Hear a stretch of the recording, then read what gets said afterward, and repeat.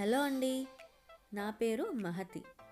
నేను ఇప్పుడు చెప్పబోయే కథ నాగేశ్వరరావు గారు రాసిన తస్మాత్ జాగ్రత్త. ఈ కథ 28 ఆగస్ట్ 2016న ఈనాడు ఆదివారంలో ప్రచురింపబడింది. ఒరేయ్ సోమే, సోమే అంటూ కొడుకు సోమయాజిని పిలిచింది చారుమతి. ఏంటి అంటూ వచ్చాడు లోపలుంచి సోమయాజి.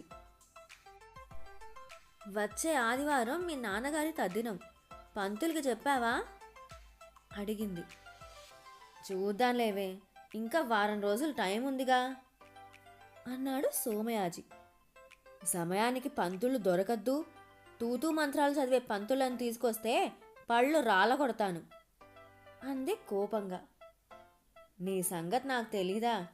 అందుకే కాశీపతి అని మన అమలాపురం సుబ్బరాయ శాస్త్రి గారి అల్లుడు ఇక్కడే ఉన్నాడు. నిన్ననే ఫోన్ చేశాను, రేపు వస్తానన్నాడు, అప్పుడు మాట్లాడొచ్చులే అంటూ లోపలికి వెళ్ళాడు సోమయాజి. ఏమిటో దేనికి తొందరపడడు కదా కాశీపత, రేపు వస్తాడా? రాని మాట్లాడదాం అంటూ వంటింట్లోకి వెళ్ళింది చారుమతి. కాశీపతి సెల్ మాట్లాడుతూ వచ్చాడు. సుబ్బారావు గారు, చెప్పాను కదండి, ఆ రోజు కుదరదు, పంతులు దొరకరని. అయినా ఒక్కొక్కళ్ళు 1000 రూపాయలు దారి ఖర్చులు అడుగుతున్నారు. అలాగే అంటారా? సరే, అలా అయితే పంపిస్తాను.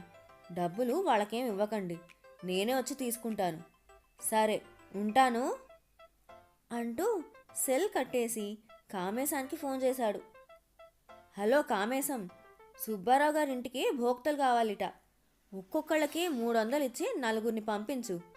అక్కడ ఏం ఇవ్వరని చెప్పు అంటూ సెల్ ఆఫ్ చేసి, సోమయాజి గారు, సోమయాజి గారు అంటూ పిలిచాడు.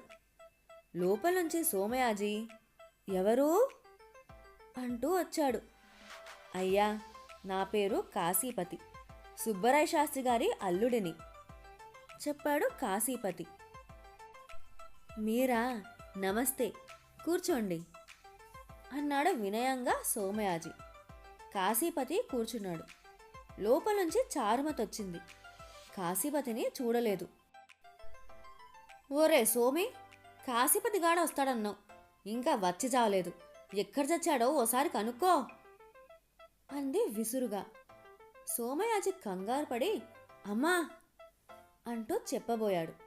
చారుమతి, అమ్మా లేదు బొమ్మ లేదు, ముందు ఫోన్ చెయ్యి, మనకున్న కంగారు వాడికెందుకుంటుంది అంది.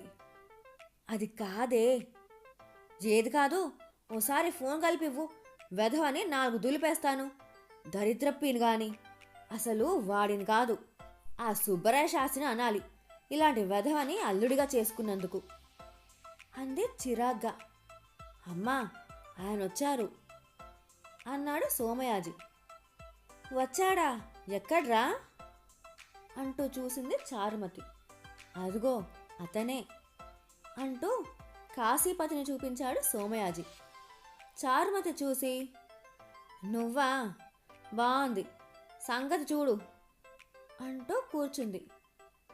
మామయ్య గారు చెప్పారు, రేపు ఆదివారం ఎవరిదో తద్దిన ఉందిట కదా అన్నాడు కాశీపతి. నాదే అంది చారుమతి.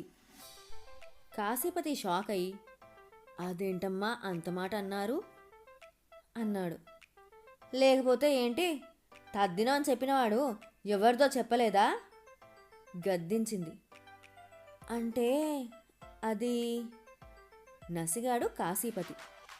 సరేలే, విషయానికి రా అంది. తద్దినం ఎలా పెట్టమంటారు అడిగాడు కాశీపతి. చారుమతికి కోపం నషాళానికి ఎక్కింది. ఎలా పెట్టడం ఏంటి కాశీపతి, అసలు నువ్వు పంతులువేనా అడిగింది. అదేంటమ్మా అంత మాట అన్నారు అన్నాడు ఊతపదంగా కాశీపతి. లేకపోతే తద్దినం ఎలా పెట్టాలని నన్ను అడుగుతావేంటి అంది కోపం తమాయించుకుంటూ. అమ్మా, మీకు తెలిసినట్టు లేదు, ఇక్కడ 4 రకాల తద్దినాలు ఉన్నాయి. Instant, ordinary, special, super special. ఎందుకంటే ఇది సిటీ. పిల్లలు ఉద్యోగాలు చేసుకుంటూ ఉంటారు. వాళ్ళకి అట్టే టైం ఉండదు, అందుకన్నమాట అన్నాడు కాశీపతి. ఇద్దరూ ఆశ్చర్యంగా చూశారు. అర్థం కాలేదు, కాస్త వివరంగా చెబుతారా అడిగాడు సోమయాజి. అయితే వినండి అంటూ కాశీపతి వివరాలు చెప్పడం మొదలుపెట్టాడు. అమ్మా, మొదటిది ఇన్స్టెంట్ తద్దినం. అంటే పంతుల్ని పిలిచి కాళ్ళు కడిగి పంతులి భోజనానికి హోటల్ టికెట్ ఇచ్చి సంభావన ఇవ్వటం. దీనికి 1116. సమయం పావుగంట. రెండోది ఆర్డినరీ. అంటే తూతూ మంత్రం చదివేసి ఏదో అయ్యిందనిపించేసి వీలైతే భోజనం, లేకపోతే ఇన్స్టెంట్లో మాదిరిగానే పంతులి భోజనానికి హోటల్ టికెట్ ఇచ్చి సంభావన ఇవ్వటం. దీనికి 2116. సమయం అరగంట. ఇక మూడోది స్పెషల్. అంటే అన్ని ఏర్పాట్లు ఉంటాయి, కాకపోతే మంత్రాల తతంగం సింపుల్గా తక్కువగా ఉంటుంది. భోజనాలు ఇక్కడే.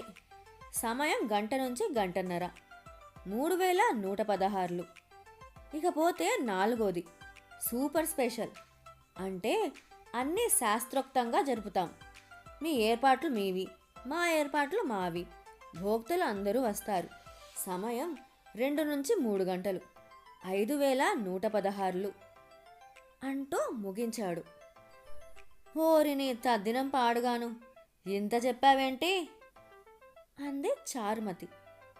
కథ కాదమ్మా, సిటీ కదా, ఇలాగే ఉంటాయి అన్నాడు కాశీపతి. అమలాపురంలో ఇంత లేవు అన్నాడు సోమయాజి. ఉండవు, అందుకే అది అమలాపురం అయింది, ఇది హైదరాబాద్ అయింది. అయినా ఈ రోజుల్లో శాస్త్రోక్తంగా తద్దినం ఎవరూ పెట్టడం లేదు. అందరూ ఇన్స్టెంట్, ఆర్డినరీ. 100కి 1 స్పెషల్ తద్దినం పెడుతున్నాడు. ఇక సూపర్ స్పెషల్ పెట్టేవాడే లేడు అంటూ ఆగాడు కాశీపతి. నోర్ముయ్, అసలు తద్దినాల్లో ఇన్ని రకాలు కనిపెట్టిన వాడి తద్దినం పెట్టాలి. మీరు సవ్యంగా చెబితే వాళ్ళు సవ్యంగా చేస్తారు అంది చారుమతి. నా బొంద చేస్తారు. అసలు వీళ్ళలో ఓర్పు ఎక్కడున్నదమ్మా. మొన్న ఓ ఇంట్లో సత్యనారాయణ స్వామి వ్రతానికి పిలిచారు. వ్రతం మొదలుపెట్టిన దగ్గర నుంచి ఇంకా ఎంతసేపు అంటూ ప్రాణాలు తోడేశారంటే నమ్మండి. దాంతో మంత్రాలు షార్ట్కట్ చేసి కథలు టూకీగా చెప్పాల్సి వచ్చింది. మాకు చెప్పే ఓపిక ఉన్నా కూర్చుని వినే ఓపిక జనాల్లో లేదమ్మా. యథా రాజా తథా ప్రజ అన్నట్టు యథా జనం తథా పంతుళ్ళు అనుకుంటూ బతుకుతున్నాం అన్నాడు కాశీపతి. మొత్తానికి లౌక్యం తెలిసిన వారే అన్నాడు సోమయాజి. ఏం లౌక్యం లేండి, ఆ కాశీపతి అయితే ఎక్కువసేపు చేస్తాడు, వాడు వద్దు అని ఇంకో పంతుల్ని పిలుస్తారు. దాంతో వచ్చేవి కూడా పోతున్నాయి. అందుకే తెలిసిన వాళ్ళని మొహమాటం లేకుండా అన్ని వివరాలు ముందే చెప్పాను. ఇప్పుడు చెప్పండి, మీ తద్దినం, క్షమించాలి, అదే పెద్దయిన తద్దినం ఎలా పెట్టమంటారు? ఇన్స్టెంటా, ఆర్డినరీనా, స్పెషలా, సూపర్ స్పెషలా చెప్పండి అన్నాడు కాశీపతి. కాశీపతి, ఇలాంటి పిచ్చి వేషాలు నా దగ్గర పనిచేయవు. అన్నీ శాస్త్రోక్తంగా జరగాలి అంది చారుమతి. అయితే సూపర్ స్పెషల్ అన్నమాట, చాలా సంతోషం అన్నాడు సంతోషంగా కాశీపతి. ఎందుకు, డబ్బులు ఎక్కువ వస్తాయనా అన్నాడు సోమయాజి. అయ్యా, ఓ విధంగా అదే అయినా గత 6 ఏళ్ల నుంచి పూజలు గాని, వ్రతాలు గాని, ఇవి గాని, ఆఖరికి లక్షలు ఖర్చు పెట్టి చేసే పెళ్ళిళ్ళు గాని ఒక్కటి కూడా శాస్త్రోక్తంగా చేయలేదంటే నమ్మండి. మాకు కాస్త తృప్తిగా చేయించామనే ఫీలింగ్ ఉండాలి కదా. అలాగే కానిద్దాం. ఇక ఆ విషయం నాకు వదిలేసి మీ ఏర్పాట్లు మీరు చేసుకోండి. ఆదివారం ఉదయాన్నే వస్తా అన్నాడు కాశీపతి. మర్చిపోతావేమో, రాసుకోరా అబ్బి అంది చారుమతి. అవసరం లేదమ్మా, 6 ఏళ్ల తర్వాత మంచి అవకాశం, వదులుకుంటానా? సెల్లో ఫీడ్ చేసుకుంటా అంటూ సెల్లో ఫీడ్ చేసుకున్నాడు. అడ్వాన్స్ ఏమన్నా ఇమ్మంటారా అడిగాడు సోమయాజి. చెప్పు తీసుకు కొడతాడు మా మావయ్య, మీ దగ్గర అడ్వాన్స్ తీసుకుంటే. వస్తా అంటూ వెళ్ళిపోయాడు. ఆదివారం కాశీపతి వచ్చి తద్దినం శాస్త్రోక్తంగా పెట్టాడు. కానీ ఒక తంతు మిగిలిపోయింది. అయ్యా, తద్దినంలో ముఖ్యమైనది పిండం కాకులకి పెట్టడం. మనం చేసిన ఈ కర్మ సక్రమంగా జరిగి మన పెద్దలు సంతోషించారు అని తెలియజెప్పేది ఈ కార్యక్రమం. మనం పెట్టిన పిండాలు కాకులు ముట్టుకుంటే పెద్దలు సంతోషించి తరించినట్టే. పదండి చెప్పాడు కాశీపతి. అందరూ డాబాపైకి చేరారు. సోమయాజి ఆకులో పిండాలు తెచ్చి డాబా పిట్టగోడ మీద పెట్టాడు. అందరూ కాకి కోసం చూస్తున్నారు. కనుచూపు మేరలో కాకి అన్నదే కనిపించలేదు. కొంతమంది పైకి చూస్తూ, కొంతమంది చుట్టుపక్కల చూస్తూ కా కా అంటూ అరుస్తున్నారు కాకుల కోసం. చివరికి అందరూ అరవడం మొదలుపెట్టారు. పిల్లలకి ఏమీ అర్థం కాక వాళ్ళు గొంతులు కలిపారు. కాకపోతే వాళ్ళు గొంతులు కలిపింది కాకుల కోసం కాదు, ఆకలేసి. బామ్మ, కాకులు రావడం లేదే, ఆకలేస్తోంది అన్నాడు సోమయాజి కొడుకు రామసోమయాజి. కాకి పిండం ముట్టుకునేదాకా ఎవరూ మెతుకు ముట్టడానికి వీల్లేదు ఖరాఖండిగా చెప్పింది చారుమతి. అందరూ ముఖాలు చిన్నబుచ్చుకున్నారు. సమయం 2 గంటలు దాటడంతో అందరూ ఆకలితో నకనకలాడుతున్నారు. కాశీపతి గారు, కాకులు కాదు కదా, కాకి ఈక కూడా కనపడటం లేదు, ఏం చేద్దాం అన్నాడు సోమయాజి. మీరేం కంగారు పడకండి, ఓ పావు గంటలో కాకొస్తుంది అన్నాడు కాశీపతి సోమయాజితో. 2 గంటలైనా రాని కాకి ఓ పావు గంటలో ఎలా వస్తుందండి అంటూ అడిగాడు ఓ పెద్ద మనిషి. డబ్బులుంటే కొండ మీద కోతి కూడా దిగొస్తుంది, కాకి ఓ లెక్క అన్నాడు కాశీపతి. అదెలాగండి అన్నాడు సోమయాజి. ఓ 500 ఇటు ఇవ్వండి, పావు గంటలో కాకొచ్చి వాలేలా ఏర్పాటు చేస్తా. 500 కాదు, 5000 అయినా సరే, కాకి ముట్టిన తర్వాతే అందరూ అన్నాలు ముట్టేది అంది చారుమతి. విన్నారుగా, మీ అమ్మగారికి 5000 అయినా పర్వాలేదుట అన్నాడు కాశీపతి ఆనందంగా. కాశీపతి గారు, ఆవిడ మాటలకేం గాని 500 ఖాయం చేసుకుని అర్జెంటుగా కాకి చేత కబురు పంపి ఓ కాకిని రప్పించండి, అందరూ ఆకలితో ఉన్నారు అన్నాడు సోమయాజి. కాశీపతి సెల్ ఫోన్లో ఓ నంబర్ డయల్ చేసి, హలో, కాకి కామేశం, నేను కాశీపతిని, అర్జెంటుగా ఓ కాకి అంటూ ఆగి సోమయాజితో 1 2 అని అడిగాడు. సోమయాజికి అర్థం కాలేదు. అంటే అన్నాడు. 1 కాకైతే 500, 2 అయితే 750, రాను పోను ఖర్చులు ఇవ్వాలిట అన్నాడు కాశీపతి. 1 చాలండి అన్నాడు సోమయాజి. 1 చాలుట, వెంటనే 10 నిమిషాల్లో నువ్వు కాకితో సహా ఇక్కడ వాలాలి అంటూ సెల్ ఫోన్ కట్ చేసి, అయ్యా, ఇంకో పావు గంటలో కాకొస్తుంది, పిండాన్ని ముట్టుకుంటుంది, అమ్మా ఈలోగా ఆకులు వేయమని చెప్పండి అన్నాడు కాశీపతి చారుమతితో. ఎన్నిసార్లు చెప్పాలరా అబ్బి, కాకి ముట్టిన తర్వాతే ఆకులైనా వడ్డనైనా విసుక్కుంది చారుమతి. కోపడకండమ్మా, 10 నిమిషాల్లో కాకి వచ్చి ముట్టుకుంటుంది, నాది గ్యారంటీ. కాకపోతే సోమయాజి గారు, కాకి విషయంలో నా కమిషను 50 రూపాయలు మీరు కాదనకూడదు అన్నాడు కాశీపతి. అలాగేలేండి అన్నాడు సోమయాజి. అందరూ అరవడం మానేసి రోడ్డు వంక చూస్తున్నారు కాకి కోసం. ఇంతలో ఓ ఆటో వచ్చి ఆగింది. అందులోంచి ముసుగు వేసిన వస్తువుతో దిగాడు నల్లగా ఉన్న కామేశం. అందరూ కామేశం చేతిలో ఉన్నదాన్నే చూస్తున్నారు. అదిగో కామేశం వచ్చాడు అన్నాడు కాశీపతి. చారుమతి కామేశాన్ని చూసి, కాకి వస్తుందనుకుంటే కాకిలాంటి వీడొచ్చాడేంటి అంది. అమ్మా, కామేశం వచ్చాడంటే కాకి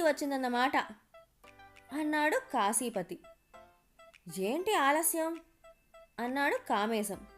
మాదేం లేదు, నీదే ఆలస్యం, త్వరగా కాని అన్నాడు కాశీపతి.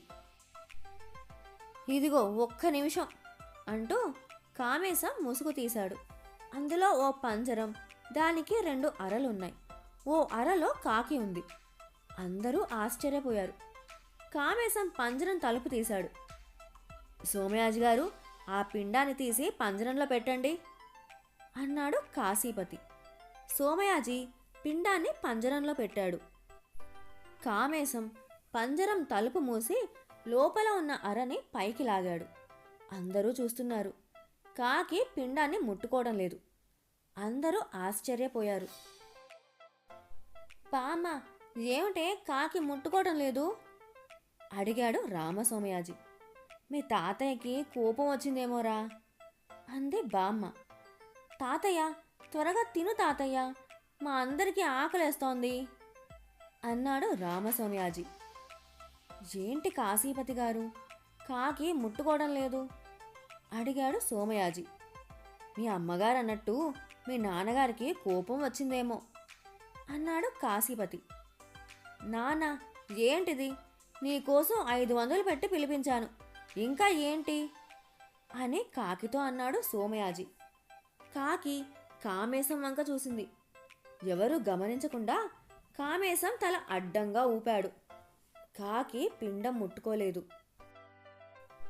అయ్యా, మీ నాన్నగారికి తీరని కోరికలు ఏమైనా ఉన్నాయేమో ఓసారి గుర్తు తెచ్చుకోండి అన్నాడు కామేశం. నాకు తెలిసి మా నాన్నకి సినిమా నటి సావిత్రి అంటే చాలా ఇష్టం. కర్మగాలి మీ అమ్మని చేసుకున్నాను, లేకపోతే సినిమా నటి సావిత్రిని పెళ్లి చేసుకునేవాడిని. లవ్ లెటర్ కూడా రాశాను అంటుండేవారు. ఆ మాట నాతో ఎప్పుడూ అనలేదే అంది చారుమతి కోపంగా. బాగుందమ్మా, ఆయన లవ్ స్టోరీ మీకెందుకు చెప్తారు? చెబితే మీరు మాత్రం ఒప్పుకుంటారా? అందుకనే పాపం అబ్బాయికి చెప్పుకుంటారు.